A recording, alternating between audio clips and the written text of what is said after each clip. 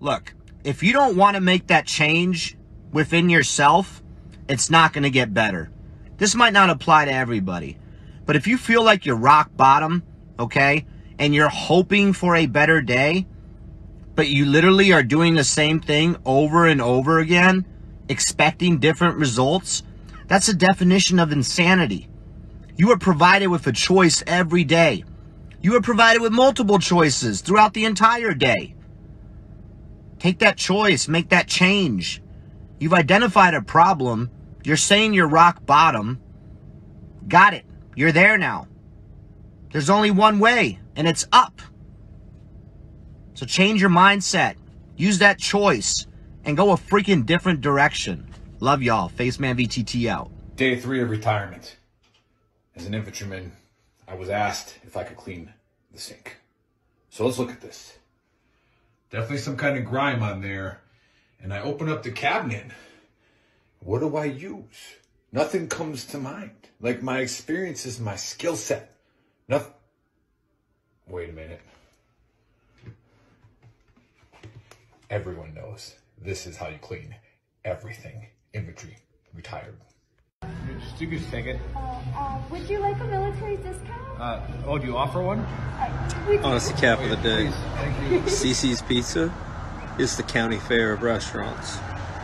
You go in there, you look around, you feel a little bit better about yourself, then you realize that you're in there too. Tell me I'm wrong. Well, let's be honest. You know, not everybody's made for this life. It's scary. You know, you gotta jump out of a plane while it's moving. That's not natural. It's high, it's fucking wet outside sometimes, it's snowy, it's hot, it's dry, it's shitty. Who the fuck would want to be airborne? Best job I ever had.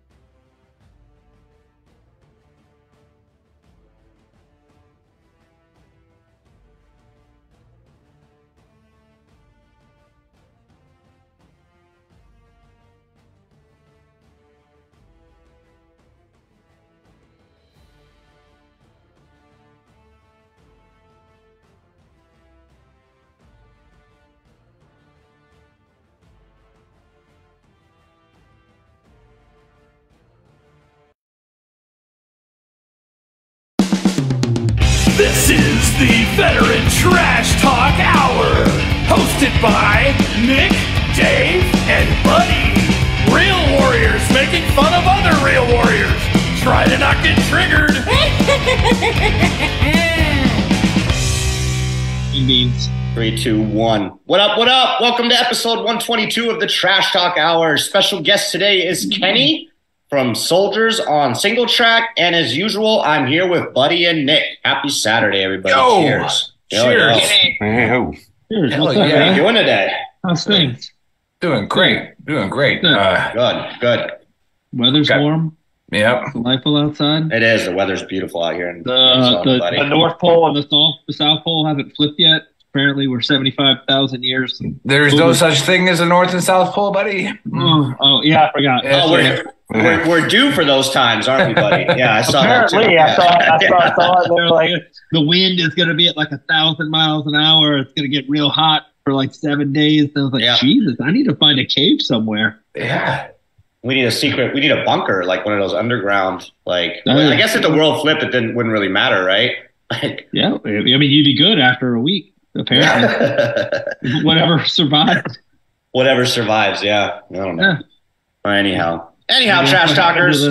As usual, one of the Funnest parts of the show is where we ignite the dumpster fire, also known as most fun. You mean most fun? Hey, don't get on me with my languages again, all right, buddy? I need to make it very clear. Do I have to tell everybody that I speak 3 languages now, buddy? And that English is not even my first language? Well, so now you're going to brag about having bad grammar in 3 different languages. I'm just saying. Have some German people come on and they're like, that's not how you say that. That's just like the stripper at Mickey's. She knew you were full of shit. Yeah, Kaiserslautern's not a real city, huh? Wham! Like, what? She was fired, though, immediately. Yeah, Mickey fired her right away. So, shout out to Mickey's back in the day. Yeah. Shout out to my wife, who was 8 months pregnant that night, too, at Mickey's. That was few things I think Amy was pregnant, too, in Tyler, right? Yeah. The girls with stab wounds and cesarean scars. And we got pregnant women in there. Dave's getting water thrown on his face by a stripper. Like, the Korean Circle on Bragg Boulevard. That place is closed down now, though, I think. I'm pretty sure that whole area is like closed down. That area. I hope so. There's so many dead bodies. It's funny that you said that and everybody just got quiet. Like, I was never in there. Never been in there. Nope. Never been there. Nope. Never seen anyway. Never tried about. Shout out to Mickey. Shout out to the Korean Circle. Shout out to Bragg Boulevard. Anyhow, I'm gonna kickstart the Stumpster Fire. No, it's already and today, it already started, definitely. So cheers. I gotta get note-taking material. Yeah. You do, buddy. So today we're going to talk about the real reason we invaded Iraq. Okay? Well, it's more like a question. Why did we invade Iraq? Wrong. We're going to get to that, buddy, and you can answer with oil. And I'm going to answer with my tinfoil hat, probably, and claim what I'm about to talk about here. So I took notes again as well. So what a lot of people don't know is that Iraq used to be known as the old Ur of Sumer, right? Basically the cradle of civilization. The city of Ur was the first ever known city dating back 6,500 BC, which was built by the Sumerians, okay? For those of you who don't know, the Sumerians they basically provided us with the modern calendar as we know it today, which is based on the lunar cycles, the wheel, the plow, irrigation systems. They even spoke the first known language. And most importantly, evidence of the first recorded writing. It's all on the tablets. Just like, we can talk about that. Let me finish here, all right? I took these notes, all right? I Googled this shit yesterday. You sound like George from Vet Radio Syndicate that the Greeks invented everything. Like, what are we talking about? The Greeks know, yeah. I mean, the Jews would think otherwise when you talk about this, Israel and all that stuff. But anyhow, let's get back to my thing here, all right?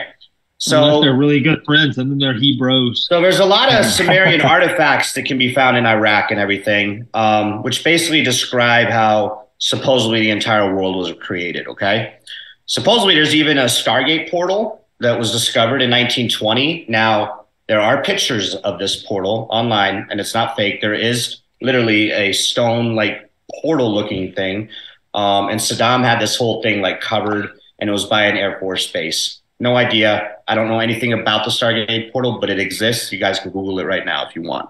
All right. So fast forward, when we invaded Iraq, there was a lot of reports of looting and stuff, the museums, like it was all over the news, right? Like the museums were almost one of the first places that got hit. Okay.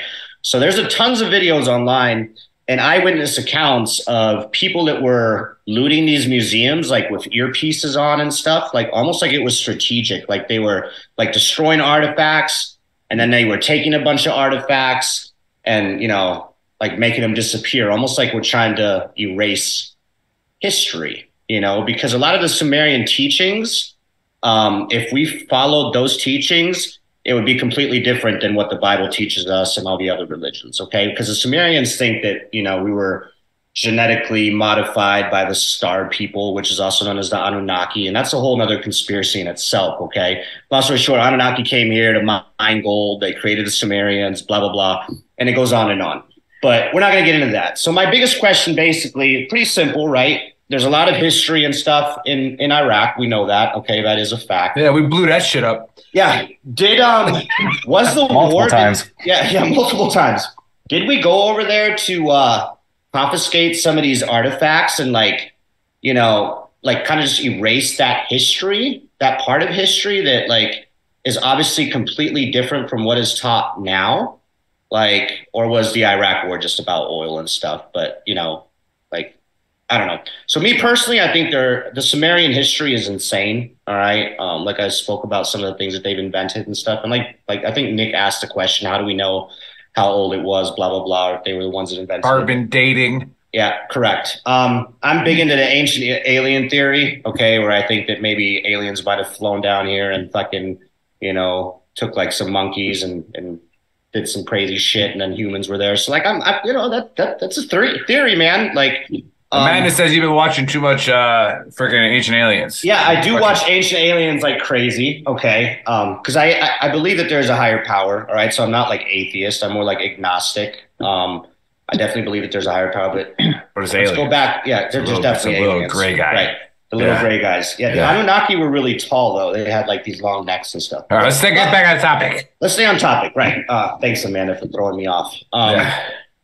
I don't know. I don't think that we invaded Iraq. Well, yes, I do. I'd say 70. Yes, we went over there to like confiscate these artifacts and stuff, and that maybe there is a Stargate. Yeah, so 70, yes, we went over there for some stuff, and 30, absolutely not. So I'm going to say, yeah.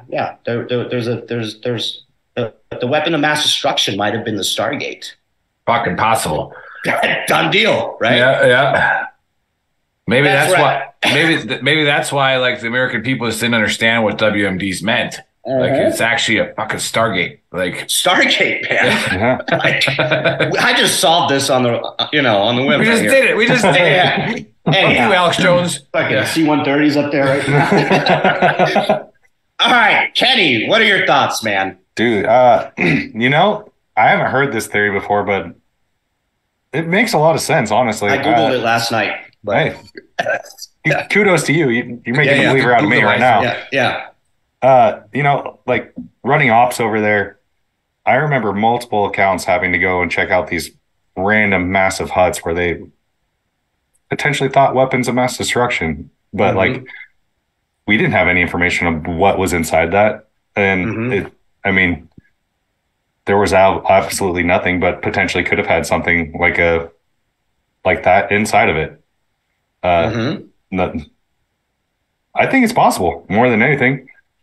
I think definitely that there might have been some artifacts that they just don't want to show us, because I think we're kept in secrecy a lot with a lot of stuff that goes on in the world, and if some of these artifacts actually explain like a different point of view on how humanity was created and everything evolves like around our planet, like, and we're trying to erase that because everything else that we're taught to believe, like, I don't know, could be. Yeah, like the thought process that everything started there, right? Being over there, you learn all what they're taught in their country and what. Correct. Which makes nothing. They're all illiterate. That's also accurate too. Yeah, that's why God still runs that country, because they can't read. Yeah. Okay, so you're saying possibility, whatever, Yeah. We'll take it from there. All right, buddy. Currently, I have a whole note card.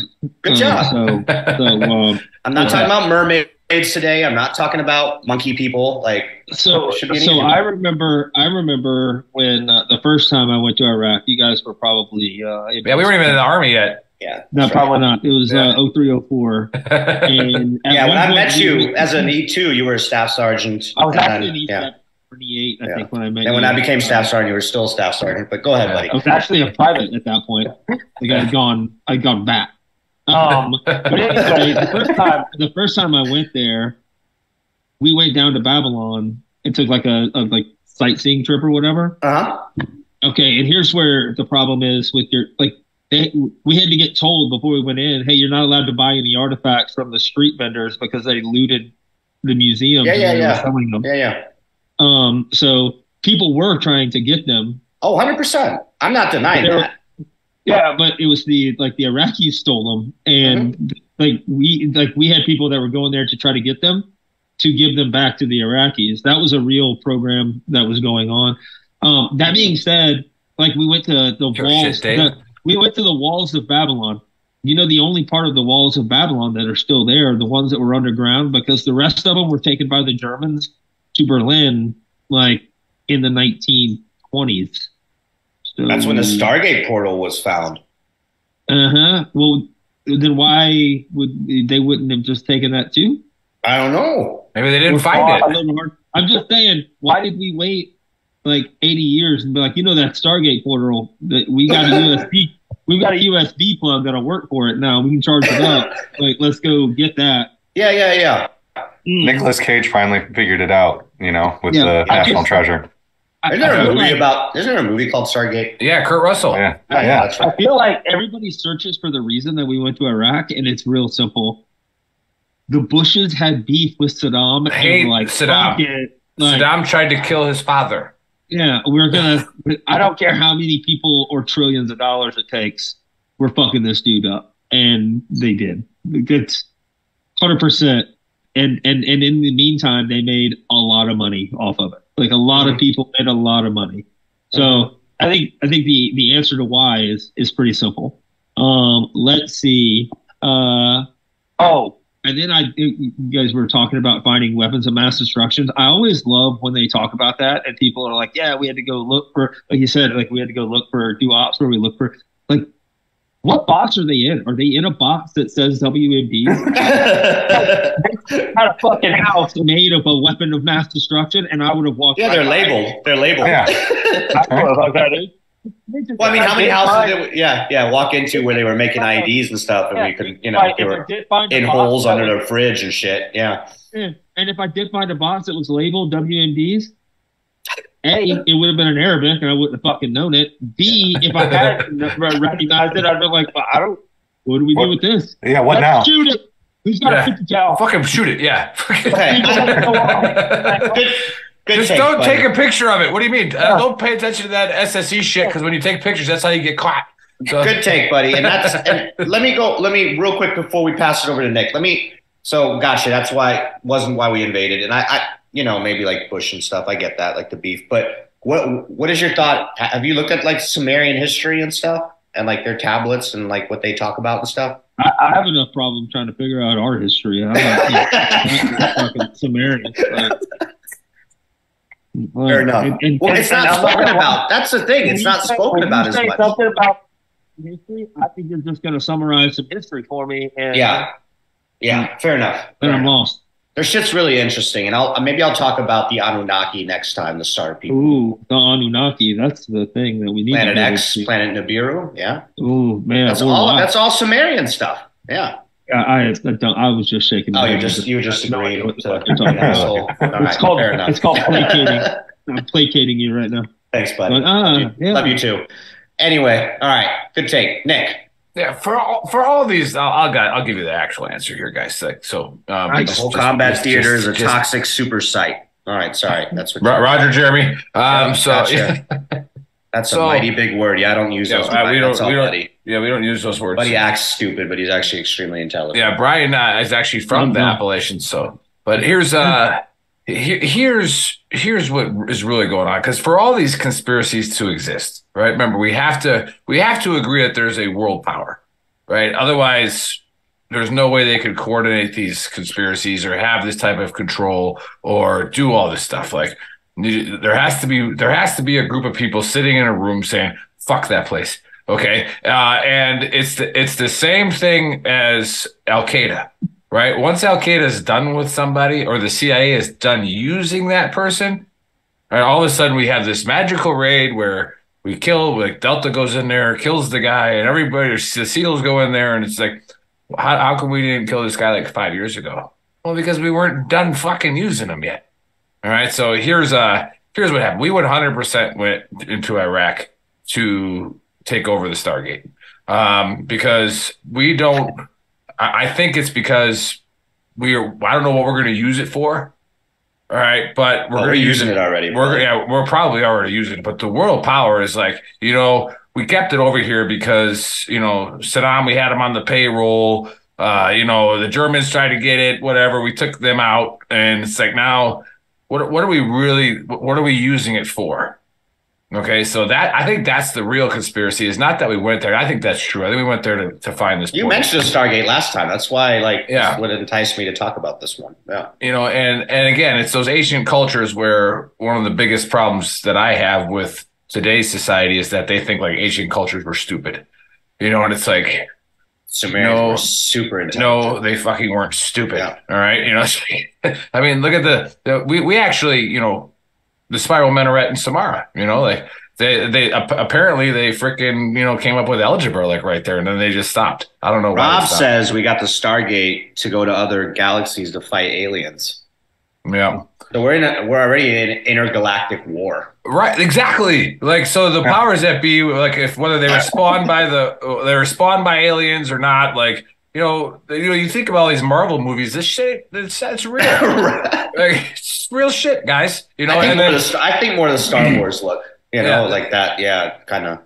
Yeah, I mean, pretty soon they're gonna have portals opening up, and then Anderson's gonna come back and he's gonna help us out with the portals. And then he'll announce to humankind that we're part of the Galactic Federation. Yeah, exactly. What's the Stargate? Come on, man. What's the Stargate? Just search it. We've already talked about it. Google it. Googleize it, or just watch Kurt Russell. He goes through the Stargate. But no, I live my life based off of movies, and it's Indiana Jones. Yeah. Right. Like he told us all from the beginning that the Nazis were crazy about the occult and finding the Ark of the Covenant, finding these Stargates, because obviously building UFOs. Yeah. Like they got the rocket technology first. Where did they get that from? Mm-hmm. Right. You think Albert Einstein thought of it? No, man, they're aliens, dude. Oh. So Hitler's an alien. Who created NASA? Yeah, but just 100% that we went into Iraq to find this freaking portal, and now that we have it, I hope we use it for good.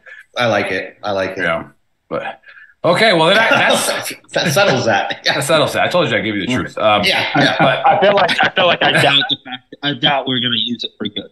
I mean. It depends on what your level of good is. Like, ETT throw punch Monday. I'm an alien now. Dave is an alien. Yeah. So, well, hey, welcome, Len. That's Len watching. I don't know who's controlling that admin today, but whatever. I hope that show gets kicking off again, Len. It's been 5 months since you did one. But okay, let's get into the Book of Earl. Now, this is, again, I kind of spoiled it with, giving you truth already, but this is, again, will be the most important part of your week. Pay attention to it, write it down, live by it, swear by it, and then everything will be okay. But actually, I'm going to caveat off of Buddy's honesty cap last week and kind of going off of what I said a couple weeks ago, about, you can do whatever you want to make yourself happy. Like, that's fine, but nobody else has to accept it. Like, none. All right, nobody has to accept your shit. Okay. Here's what we'll caveat off the Bud Light thing that Buddy was all triggered about, and Dave doesn't understand. He's trying to start some drama, saying, "Why are people getting triggered by a beer can?" Right? It's not the beer can. It's the fact that somebody was fucking dumb enough to put it on a Bud Light can. All right, because now that's it's their problem, though. But exactly, and it is their fault. They're hurting from it now. So if you're paying attention to the news, the VP of marketing is taking a leave of absence. She gone. Okay, is he really? Because she you sexist. All right, and then however the can't be canceled right now. Cancel. All right, me out of everybody, right? And then Bud Light Anheuser just hired 2 consultants, one that worked for Trump and the other worked for Ted Cruz, to make sure that they get back on the right track, right? Like, weird, okay? And so, again, yeah, you shouldn't get triggered over the Bud Light can, but I think, again, you could put the conspiracy on this as well, to where, are they trying now to target to see what would happen if they did that? Like, hey, what would the response of, the middle-class white males be? And like I talked about a couple weeks ago, if you don't have the support of the middle-class white male in America, you're probably not going to get too far. Okay? Like, it's I know it sucks for some of you, but that's just the way it is. And again, I'll talk about this now. What I was saying before is we are in a mental health crisis in America. All right? We are in a mental health crisis around the world. And if you've heard me talk before on the Big Earl, you got to look at things as a system. There isn't one answer. There isn't a linear approach to this. There's a billion things that come into it. Right. And that's why and I want to get into a little bit about veteran trash talk again. That's why we started this, is that we don't have the answers to everything. In fact, I probably don't have the answers to 99% of your fucking problems. All right. But it's like, I might have the answer to something Dave's got going on wrong. Dave might have the answer for something that I got going on. Kenny might have the answer for something, but if the community gets bigger, somebody might have the damn answer. All right. But the main thing that we preach here, and I think the reason why we've blown up so fast, is we don't let you get away with saying, I am a victim of PTSD. I am a victim. We don't allow that at Veteran Trash Talk. Right? We acknowledge the fact that those things 100% do exist. I mean, we'd be dumb as shit to say it's not, because I'm crazy as fuck. Right? And like, Buddy's crazy, right? Like we got our little twerks and things that are demons, we call them on Veteran Trash Talk. Our demons are inside of us. We own them. All right, so this goes back to that whole transgender crap, right? Transgender people are mentally fucking handicapped. All right, mentally handicapped. It's that simple, okay? And I hope that cutting your dick off makes you happier. I really do. All right, but you don't get to play against my daughter in sports, right? Like, I don't have to accept that. I don't have to accept that at all. Like, I think you're a clown, okay? So again, the Book of Earl, pretty simple. All right, we are in a mental health crisis. One of the million problems is we are now in the news and in society. Real quick, Jeremy said he's a victim of tacos. Yes, dude, I was thinking about that today. I wish I could give Jeremy stars right now. Yeah, Jeremy, I am a victim of tacos too. I'm in El Paso. It's crazy. So like, I put on a little bit of weight since I retired because these fucking tacos, right? They're that good. But yeah, that's a good comment.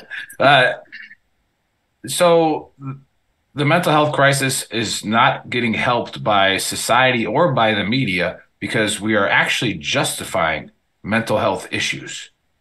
All right, we're justifying people being crazy. Like, we're not supposed to do that. We're supposed to help them. We're not supposed to justify their behavior. And this goes for the veterans out there. Right? When you have PTSD and you have your symptoms of PTSD, which are all different for lots of different people, and this is a good segue into what Kenny's got going on. Right? Your PTSD isn't the same as mine, right? And it's just a blanket term for a bunch of other things. You own that shit, all right? That's yours, okay? Nobody else has to deal with me being an asshole. Dave does all the time, but like, you don't have to deal with me being an asshole. That's not your responsibility, all right? And I don't get to say I have PTSD. I'm sorry. No. It doesn't work that way. Okay? Own your shit. All right? Stop justifying the bad aspects of, the mental health crisis. Justifying it, coddling it. All right? No. It's, hey, we're going to talk about this, and then we're going to get better. All right? So that's what I got for the Book of Earl. Anybody got any comments on that? I do. I think you're right. And I think the problem is, one of the problems, there's many of them, but one of the problems is that we attribute freedom to being able to do whatever you want with no consequences. Like, you're free to do whatever you want, but you also have to bear the responsibility of the consequences of your actions. Like, you can, it's like the people that are like, oh, this guy found out that his daughter was being molested and he killed the guy that was molesting his daughter. Okay, cool. Like, at the end of the day, the consequences of his actions, he's fine with them. Like, he's like, I'm good with that. Like, I'm good with, you want to send me to prison for life? Cool. Like, gladly. Like, I'll bear whatever consequence comes, because I know that there's a consequence, but I know that that dude's gonna die.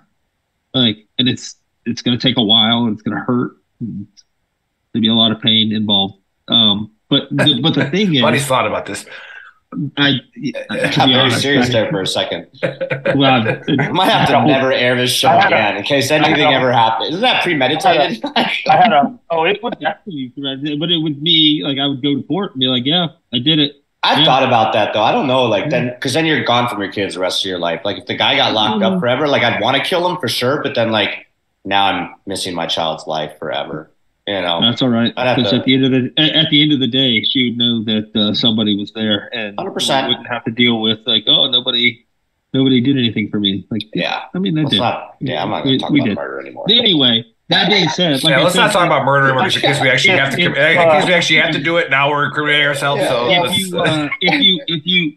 you want to be, if you want to be a transvestite, you want to change from your one sex to the other sex, that's fine. You have the freedom to do that. But nobody 100%. else has the. But you have to bear the responsibility of nobody agreeing with you. Yeah, like, you're not really a girl. Yeah, like you want to play dress up, or you want to like put on a wig or whatever, and then try out for a girls' swim team or softball team or football, whatever team. Like, no, like we're not, as a society, we have to grab our proverbial nuts and say, nope, not gonna be a thing. And I don't care if it hurts your feelings. Like, your feelings aren't the priority. The priority is to have a fair competition between girls or women and a fair competition between men. If you can't hack it on the guy's side, then either don't play or do what every other dude. Yeah, be a nerd. Become a computer nerd. You make more money now anyways. Yeah, people train their entire lives for this. The one that really got me was the swim team, that girl for like the scholarships and everything. Yeah, that's my Halloween costume this year. Because like personally, I'm like buddy.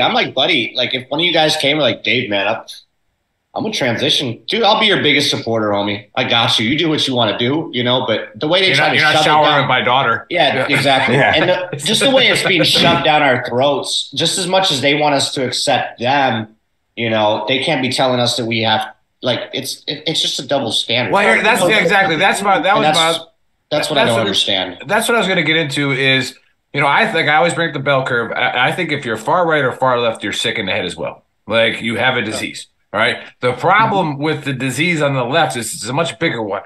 Okay. There's a lot more people on the left than there are on the far right. Okay. And that it is a disease. And that, like you're saying, Dave, the majority of the middle class, the middle people, the ones that are centric, the actual centrics, not like Mike Levine. I hope you're watching, Mike, but you're not a centrist. You're a lefty. Okay. Like, what up, Mike? Yeah. He puts that as centrist on Twitter, but all he does is post shit about Republicans. Right. And it's like, you know, whatever. You're sick in the head if you're a leftist. Okay. You're sick in the head if you're a rightist. Like, you're sick. Okay. If you think that like there's a greater race, if you're on the far right and you're like a fucking Nazi, like, you're a horrible person. Yeah. Okay. And there's something wrong in your head. If you're on the far left, like the real far left, and you think it's okay that, you know, some dude is crushing women's records in sports, you're fucking crazy. Yeah. Like, there's something wrong in your head. And here's the problem. They want that disease to spread. So they are going to force it on you. Right? Or like they are going to say, no, you have to accept this. But no, we don't. What's the end state though? Like, what's the purpose? They don't have an end state. They're unhappy. They want everybody else to be sick around them. If you notice, the end state is to push the line, get people to be okay with it, and then push the line and push the line and push the line. Continue pushing the line. And then when people argue about it and say, no, like, I can remember, 10, 15, maybe 20 years ago, when people were like, hey, if we allow, I think it was gay marriage at the time, they were like, oh, if we allow gay marriage, then we have to allow, what, are we going to allow people to marry dogs and people to marry, like, whatever? Well, and everybody argued it, and I was with the argument of, well, that's kind of a stupid slippery slope. Like, that's dumb. Like, you can't even compare it in that sense. Like, well, hold on. 20 years later, there are people marrying fucking zombie dolls and fucking dogs and goddamn cats and cars and all this other bullshit. It's ridiculous. Yeah, you got your social. And that's where I come in. Then, you know, like, I am zero, like, not affected like that much by any of that shit that goes on. It doesn't affect me.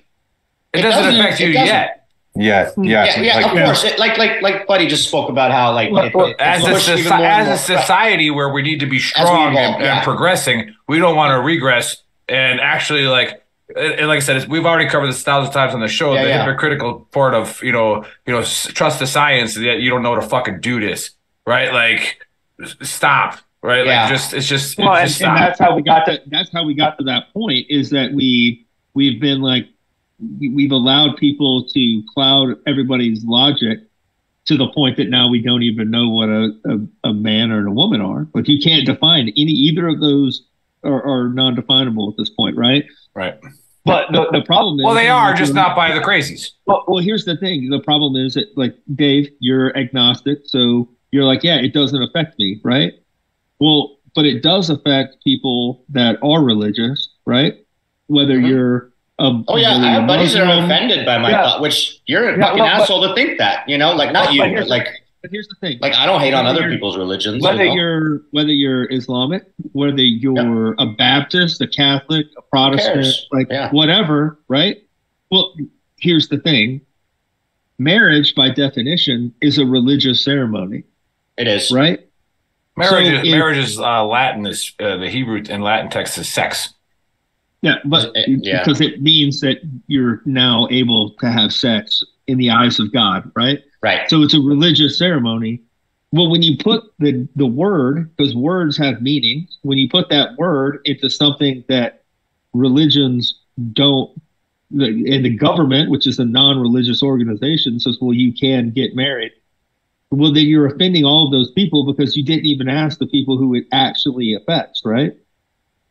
Yeah, so and this is a whole other show. This could be a whole other show. Yeah.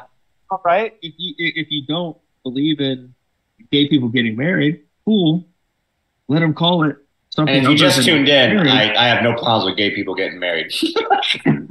But he was not talking to me. Well, you just tuned in. I'll do the segue to Kenny here. I actually have several gay friends. Yeah. I have a gay friend. Yeah, it's typical. Yeah, I'm not racist. I got a black friend. Yeah. So I listen to Tupac. What I did there, that was good, huh? That was good, huh?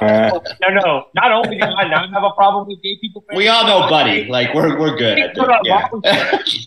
People were getting over by not having to get. Now he's yelling again, and we can't hear him. You're yelling. Your microphone's not picking up your triggerness.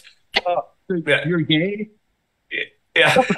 You're gay, so now you don't have to deal with all the bullshit that married people have to deal with. You guys can just hang out and like go do fun things, and then when it doesn't work out, you guys can just go your separate ways without like a lawyer getting involved. Oh, fuck that. You need all of it. Yeah, you get all that legal dick now. And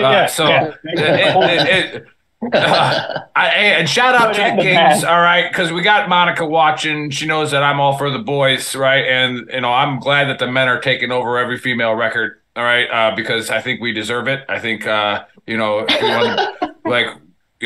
we won Woman of the Year, all right. Caitlyn Jenner's a man.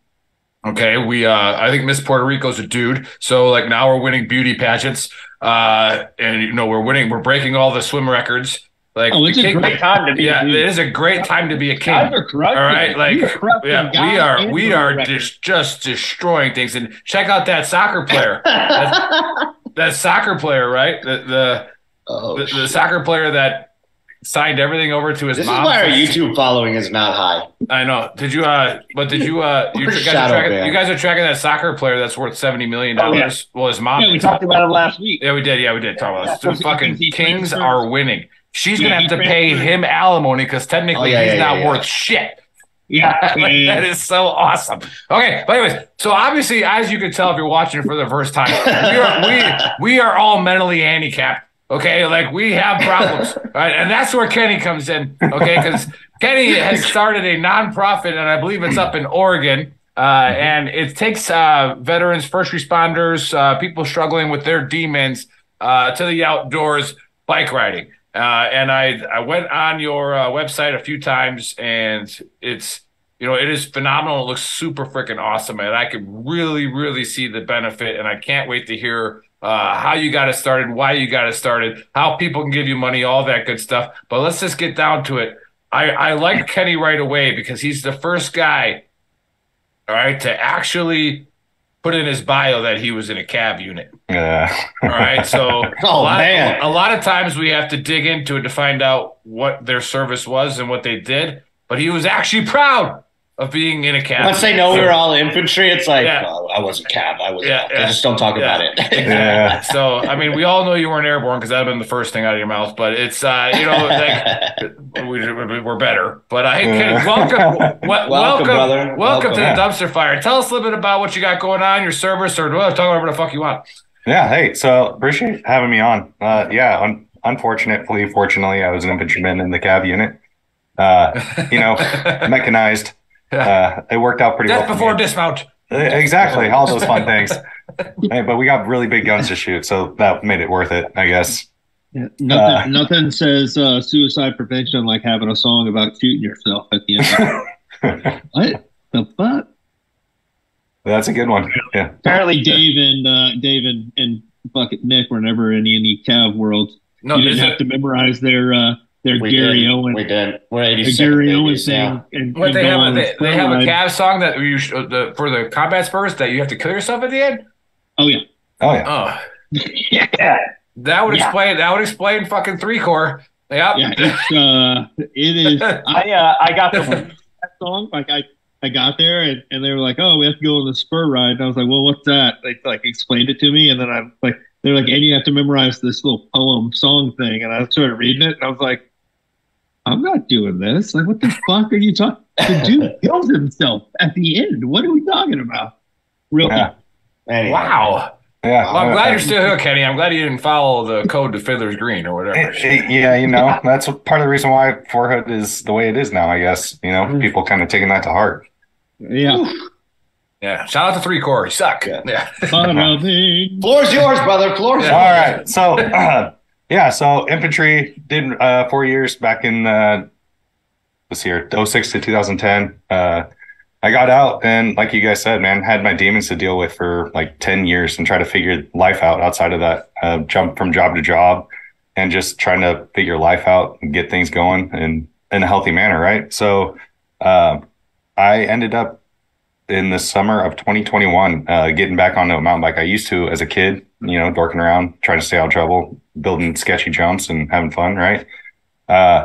Started riding bikes and then kind of dove off the deep end and was riding and racing my bike that whole summer of 2021. And leading into that, I had some major cognitive issues. Unfortunately, fortunately, I was in a Bradley, but we were hit by an IED and I had a massive TBI from that. And so the cognitive issues I have from that kind of are worse now than they were back then. So I was missing a lot throughout my day and just mentally kind of just not doing things right. So my doctor kind of suggested I need to get into a hobby. And so I started riding my bike again. And that summer completely 180 flipped my life around. So I kind of went to the drawing boards after that and talked to my wife and said, okay, this helped me this much in just 1 year, like not even a full year, 3 months. It's got to be beneficial for the whole community in some manner.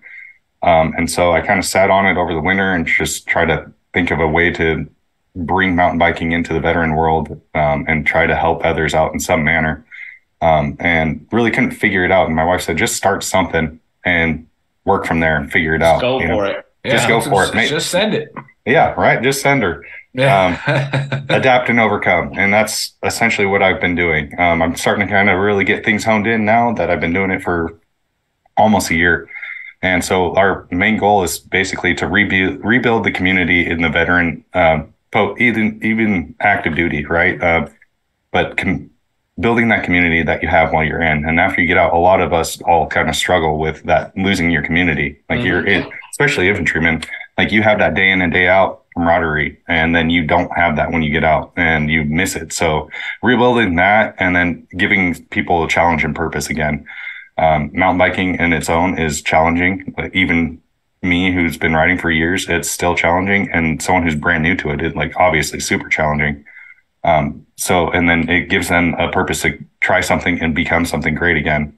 So our main goal is community challenge purpose. And we are now having veterans across the nation. We have groups, like I'm here in Oregon.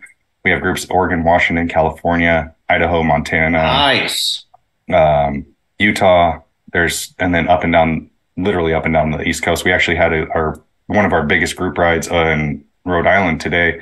A bunch of them have been texting me. They had like 16 veterans out for that one ride. Next weekend, I'm actually flying out to North Carolina to help out with an event we have out there. We have like 22 veterans that are going to show up for that one.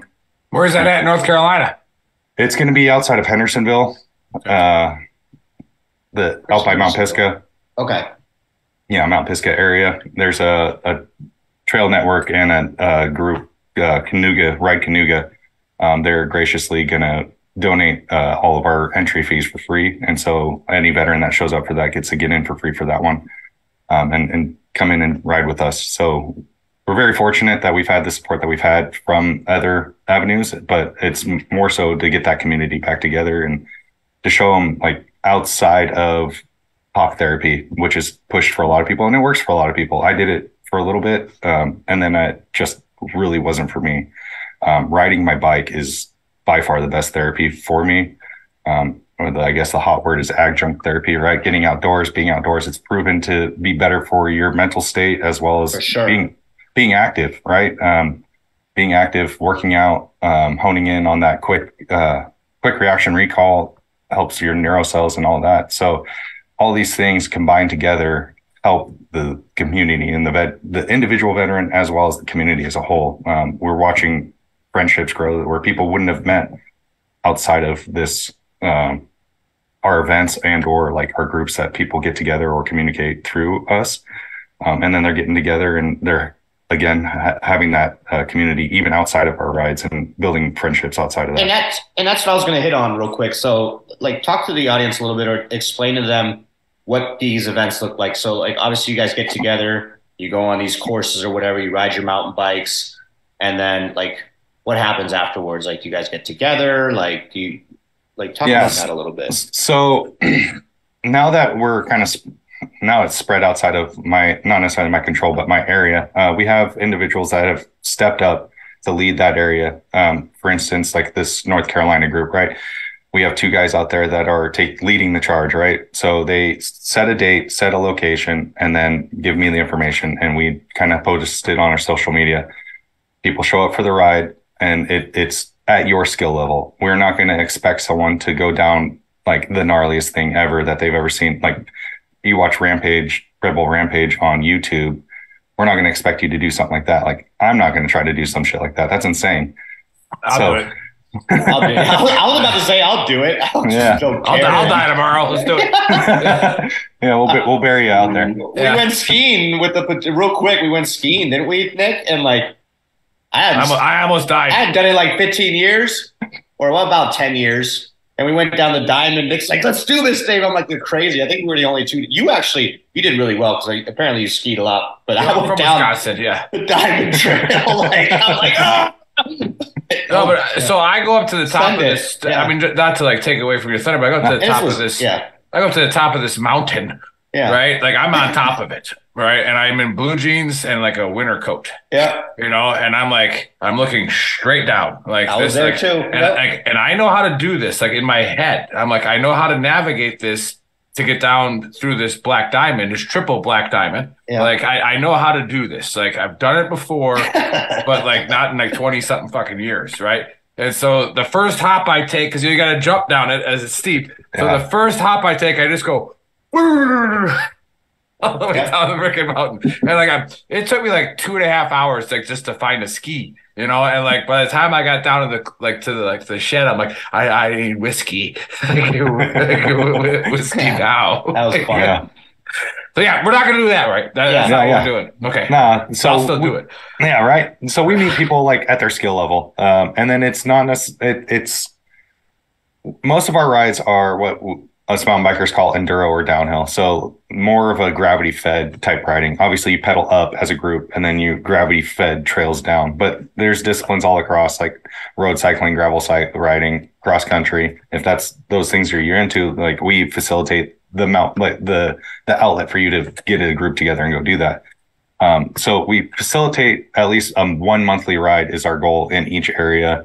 Nice. You do your ride together, you know, share your jokes, laughs, whatever you guys want to share on your ride together and enjoy that time and that experience and build that camaraderie together. Post ride, I mean, generally we all kind of hang out the truck, and just BS afterwards. And some people go get a meal together, some don't. Like obviously, people have lives outside of this, so go back to their families and whatnot. But ideally, the goal is to continue that friendship and camaraderie with each other. So there's a lot of people that like get numbers and hang out post rides, or like, hey, on a whim, I'm going to go ride here. Does anyone want to come with? It doesn't necessarily have to be one of our events. And then we also have a race team that we launched this year. We have 60 people across the nation and all different disciplines. Like I said, cross country, gravel, road, enduro, downhill. So we have all these people that we're trying to help support and get them out riding and racing and just helping spread the word of what we have going on for other veterans to see, and that it's benefiting them in a positive way. Now, when you're racing, do you wear the tights?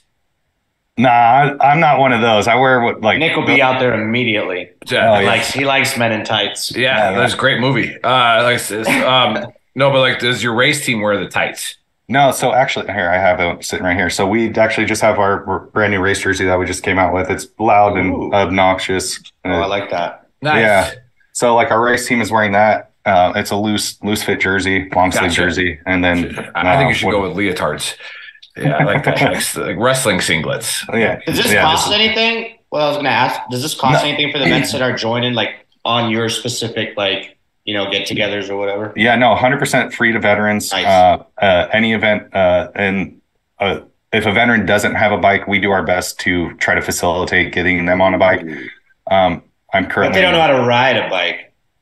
Oh, stop, Dave. All right, come on. We got a lot of Marines that are watching. That's true. What if they try to eat the tire? What if they eat the tire? It's not a black crayon. Shout out to you jarheads watching. I love all of you. Yeah. Don't eat the tire. We do our best.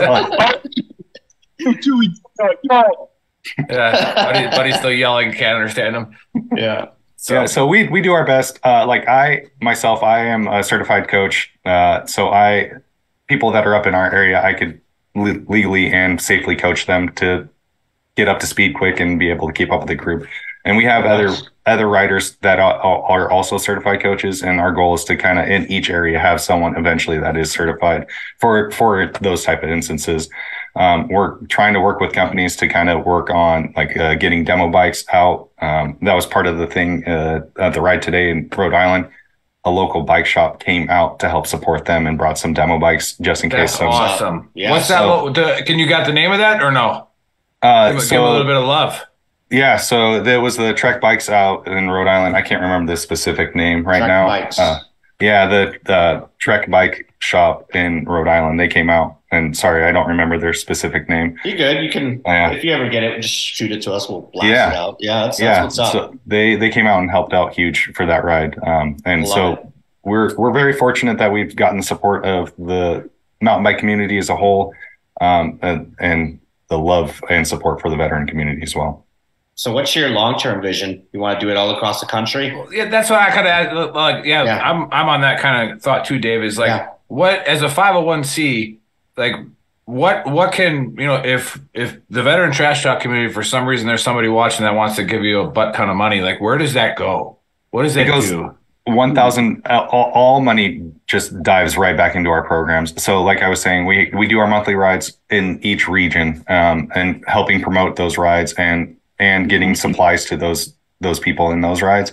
Our race program, helping promote or getting gear, parts, help pay for race fees, even travel to and from races or lodging.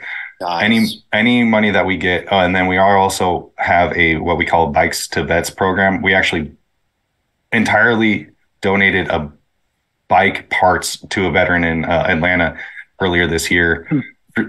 Only through the veteran community. That was not like donations from bike shops or anything like that. Like we put a post out, like a veteran's bike broke, he's looking for some help, and we had an outpour from the veteran community as a whole to just donate. Like we had one guy donate a complete brand new frame, fork, like the suspension, brakes, handlebars, grips, like the entire bike, and it was entirely free to this veteran. And so we are taking that idea and essentially I have a bike sitting out in my garage right now that I'm slowly building up and trying to get parts for.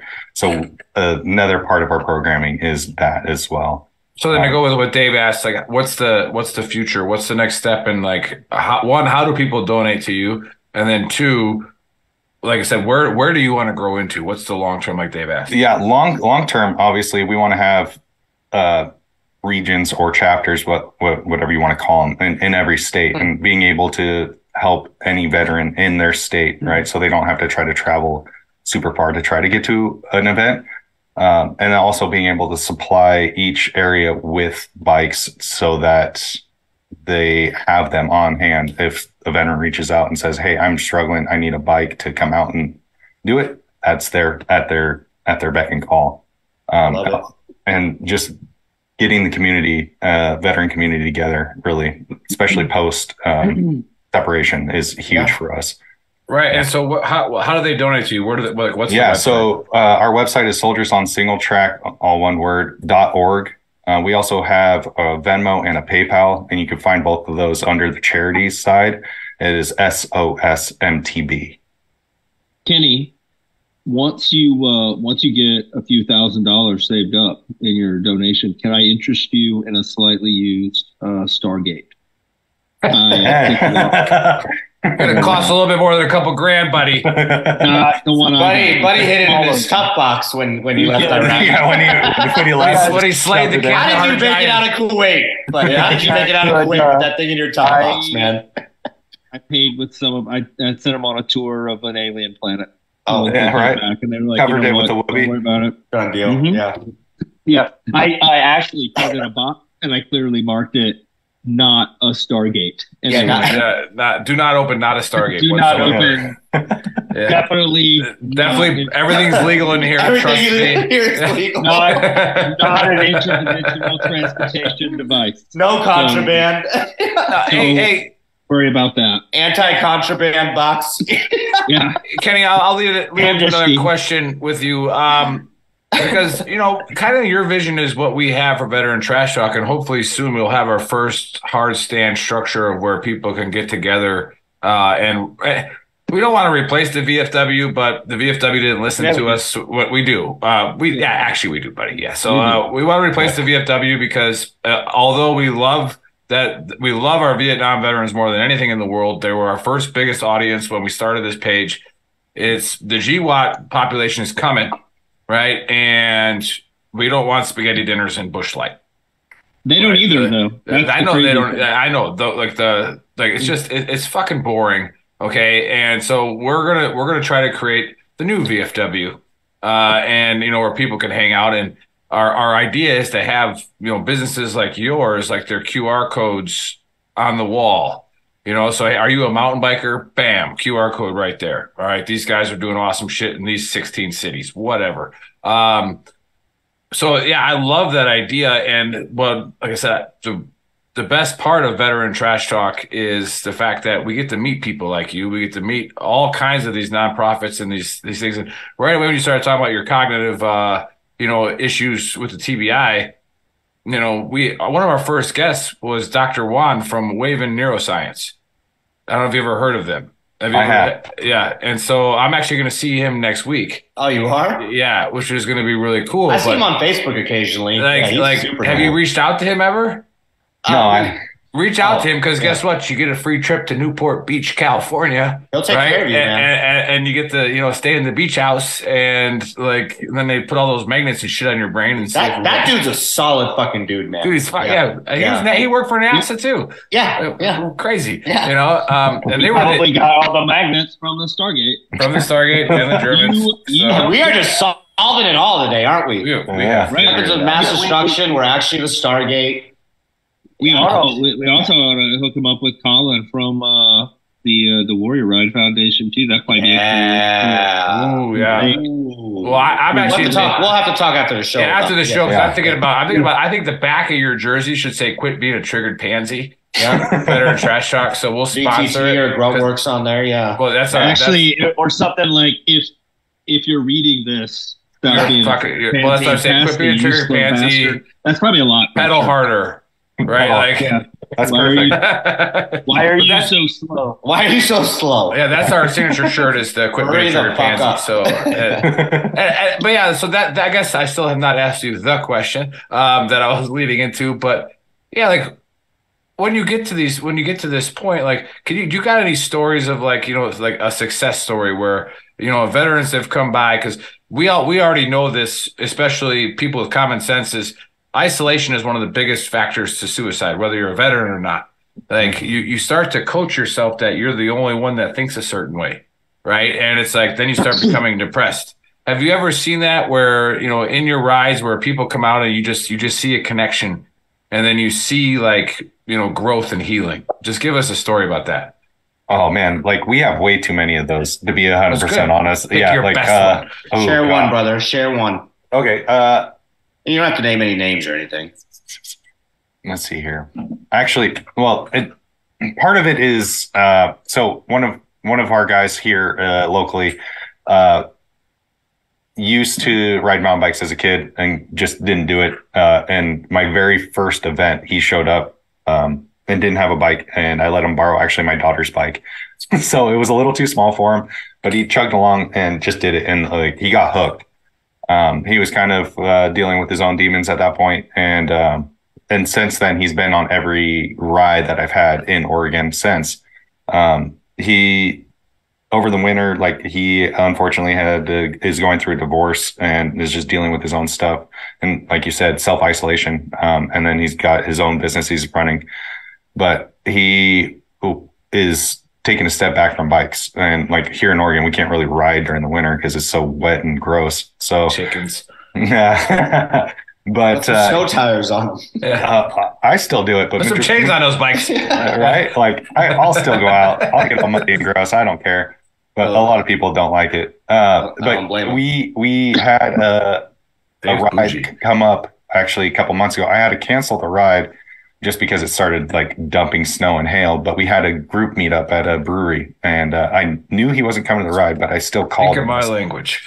And I called him. I said, "Hey, come out to this. Like, come out and just hang out. Like, there's no reason to not come out. We're not riding bikes. Just come out and hang out." And him coming out, he like saw the group again, and it like reinvested him into the group. And to watch him kind of come in, kind of on a low and leave on an extreme high. And he said, "Thank you so much for inviting me. Like, this changed my entire day, my entire outlook. I'm 1000% back in. Like, next ride, I'm coming out 100%. That's all it takes, man. Yeah. And it's just those little things. Like you get, it's hard on from my position. I am so invested in every single person that I've tried or that has reached out for our program.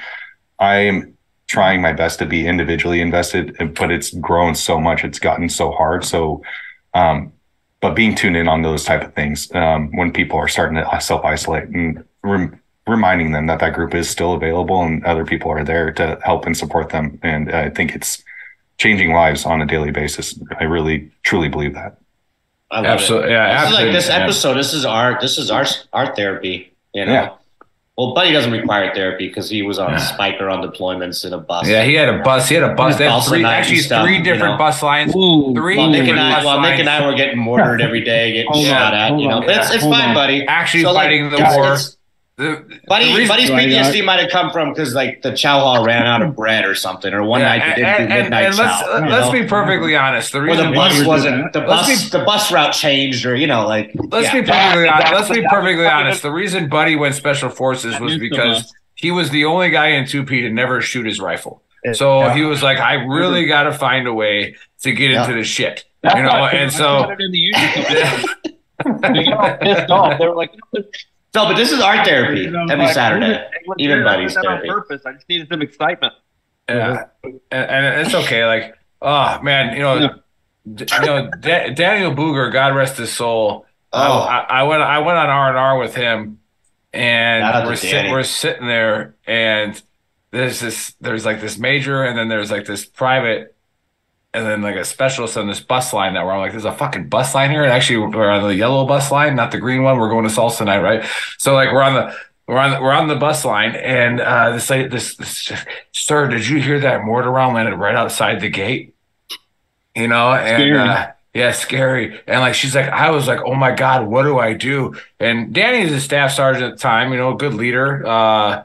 2 Purple Hearts already. Dude, one of the like, best. Danny is yeah. a G. One of the best human beings. Just like yeah. And like so he's sitting there and I can see him starting to get fucking agitated. Right? And I'm sitting there like I was like, and I'm just like a specialist, you know. I'm like, hey, Sergeant, like, it's cool, man. Like these people suck, you know, like don't worry about it. And then we stop and then people get on.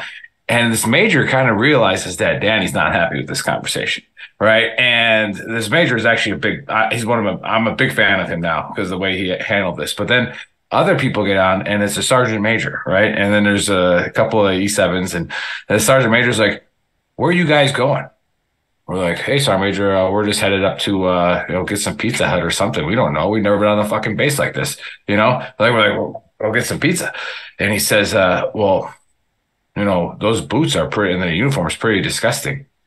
You know, it says that to Danny. That's a Warhorse, too. Yeah, and this major goes, hey, Sergeant Major. He's like, I think you should just go sit down over there. He's like, he goes, these guys obviously are fighting a different fight than we are over here. And I was like, that guy's a fucking G. Like that major rules. That happened at Warhorse. Yeah. Yeah. They wouldn't let us in the chow hall because we were dirty. Like the MP stopped us and said, you can't come in here looking like this. We were like, we're only here for 1 hour. We're here for 1 hour and then we're going to go back and live out in that city for the next week and a half. And then Captain Goldtree, man, and Chavez just, it was, we went and ate. But then we got our food. We were filthy though. That happened to us on to Crit at one point. This is what I missed the bus, so I was late getting there. I was going to say, anyway, yeah. That happened to us at Crit at one point, and then we reminded the guard at the chow hall that we had live ammunition. Yeah, it's like, yeah, you see that? You gotta. We got these are real. We got And I'm going to tell this story over time because I mean we're getting off topic here, and but my favorite in Bakuba when they attached. Were you in Bakuba, Kenny, with your units?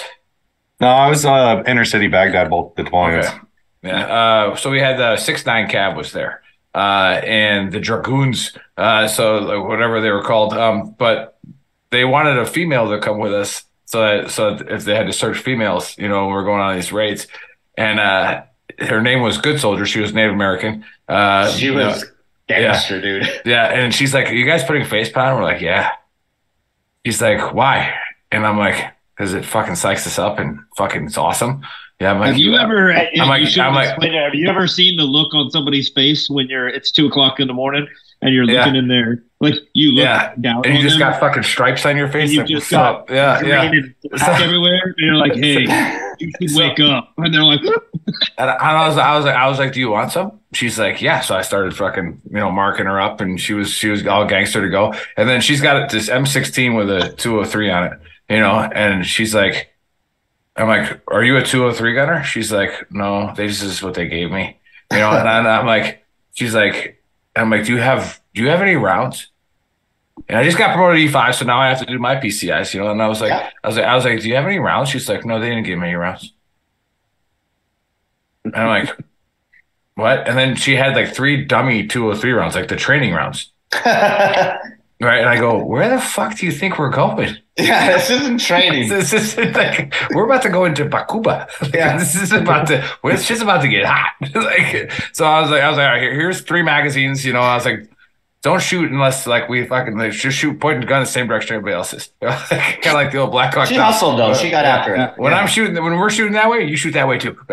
So I was like, and then I'll throw you a couple of 2 or 3 rounds if we get into it. But yeah. We got way off topic there, telling our war stories, but with the therapy. But no, Kenny, it was fucking awesome having you on. I knew I don't bike, but I'm not the kind of person like we talked about earlier in the show where all of a sudden I don't like bikers. Know how to ride a bike. I don't like bikers. Like it's when I saw it, I was like, this seems like something that could be really awesome for the veteran community. Like really awesome. Like get out there and go ride. And I'm going to get on the horn with Ryan at 10th Mountain Whiskey, which I've been drinking their potato vodka today. All right. So out in Vail, Colorado. Must be nice, Nick. Yeah. I mean, you guys just got to order it. But So No, we'll can't get delivered. We're all shout out to 10th Mountain. I love shout out 10th to 10th Mountain. Mountain, right? They But get our the states are dumb, so like Nick just gets all the orders, and we're Yes. sponsored by them. We love you guys, 10th Mountain Whiskey, because you've been with us since the jump. Yeah. And Nick just And gets it's good. loaded up. Yeah, it's good. really good. It's We fucking just drank good. a bottle of cordial, buddy. But that vodka is good too. yeah, I love So the Kenny, vodka. I'm gonna Legit hook you guys vodka. up so that I guarantee you he'll sponsor a ride in Vale. Oh, he So like you guys go do that, and the Nerd Distillery is And we really need to come freaking out there cool. then, too, when Yeah, they we're do that. we're going out there for that. 100%. Yeah. 100%. So yeah, we'll set Yeah. that up. But yeah, hey, before Buddy gets to the AR, Kenny, give us some last words. Man, I really appreciate you guys having me on. This has been an awesome experience, and thanks for having me and let me share what we got going on and helping the community as a whole. Super proud to be doing what I'm doing and sharing it with guys like you that are doing the same thing. Hell yeah. All right, Buddy, AAR time. Two Oh, pages he's got of his notes. notes. Yeah. Two pages of notes, guys. Oh, All right. So okay. first things first. Forget what you think you know about the GWAT. That shit was all about intergalactic travel to go fuck aliens up. Like we're kicking in Stargate doors. We're jumping on the other side. We're grabbing lizard people Hashtag by Space Force. Yep. hashtag grabbing lizard people by their tails and beating other lizard people to death with their own Ooh. wiggled off lizard tail. That's what we're doing. Damn. The book of Burl. It's the same book of Burl as the book of Burl is almost every time. Stop being a triggered pansy. Own up to your own shit. No one else has to care about your shit. It's what it basically boils down to. We just sometimes he changes the words around a little bit. It's the same thing. Just stop being a bitch. Let's see. And then we got Kenneth Stone. We got Kenneth Stone, or as I'm going to refer to him from now on, Kenny Cab Scout. That's your character for me from now on. He's Kenny Cab Scout. Anyway, Kenny says that you can ride bikes just like him, and you should. And it turns out there's a crazy theory out there that doing things that interest you with people that have the same shared experiences as you helps to reveal that you aren't as fucked up as you think you are, and that you won't ever be able to get any better because other people are getting better in groups where they have shared experience and they're sharing experiences that are fun. It turns out that equals hope, and hope, my friends, is all you fucking deserve. Like, you get hope, you do with it what you can, and then you bear responsibility. Look at all those Fucking hearts being and that- likes, buddy, you're getting right now. You got a lot of hearts on that, buddy. Oh, Oh, yeah, well, Who knew you had your feminine side? look at you, buddy. I Hey, am real close to dropping my own dick off and drinking some Bud Light, guys. I've got 2 downstairs. I'm about to go get that. About to go get fucked up on that tranny fluid. If you know what I mean. Well, hey, great episode. A lot of fun, brother. We're definitely going to talk for a few minutes after this. Love what you're doing. You're obviously extremely passionate about it. And again, like Buddy just alluded to, like, it's all about therapy, getting together with, like-minded individuals who speak that warrior language, and that's what we do every Saturday. So, thumbs up to you. I see this going a lot further. Just keep doing what you're doing. To anybody that tuned in late, go to veterantrashtalk.com. That has the links to YouTube, Spotify, Apple Podcast, Shopify, which we have all this awesome merch. All right. Shop.veterantrashtalk.com. Nice shirt, buddy. Go check out some of our merch, buy some shirts, shitty. support the cause, and we'll catch you guys next Saturday. Baseman VTT out.